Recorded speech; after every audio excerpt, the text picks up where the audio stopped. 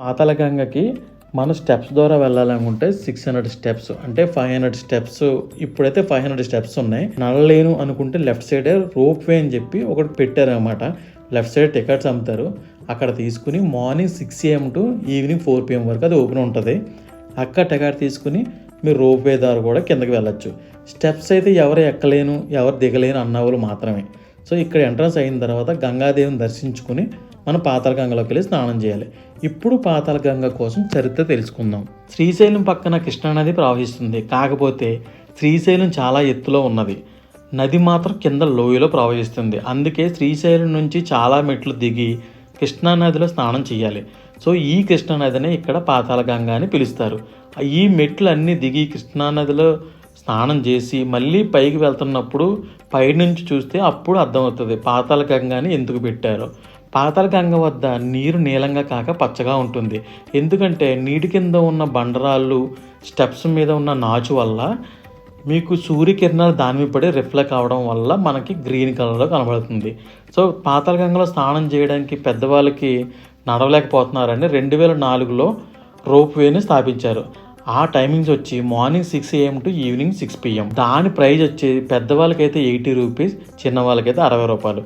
ఇక్కడ బోటింగ్ కూడా ఉంటుంది. అటువైపు ఉన్న కొండల దగ్గరికి అటువైపు ఉన్న డ్యామ్కి వెళ్ళాలంటే బోట్ల ద్వారా వెళ్ళచ్చు. బోట్ టైమింగ్స్ వచ్చి మార్నింగ్ 9 గంటల నుంచి evening 5 PM. Boat price dam ride చేయాలనుకుంటే 80 రూపీస్. మీరు రోప్ వే ద్వారా కూడా వెళ్ళచ్చు 80 రూపీస్. సో ఇప్పుడు ఇక్కడ నీళ్లు తాగడం వల్ల ఎందుకు మంచిదో ఇప్పుడు తెలుసుకుందాం. మనకి శ్రీశైలం ఉన్న అడవులు మొత్తం 2.5 లక్షల ఏకర్స్లో ఉంది. సో ఆ అడవుల్లో దొరికేవి ఎక్కువ ఆయుర్వేదిక్ వనమూలికలు. ఎక్కువ వనమూలికలు దొరికే ప్లేస్ శ్రీశైలం.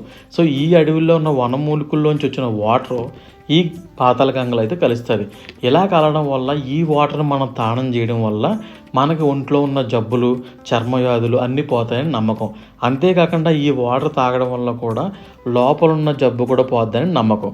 ఇక్కడ స్నానం చేసి 500 మెట్లు ఎక్కి 500 మీటర్స్ మనం నడుచుకుని వెళ్తే శ్రీశైలం దేవస్థానం అయితే దర్శించుకోవచ్చు.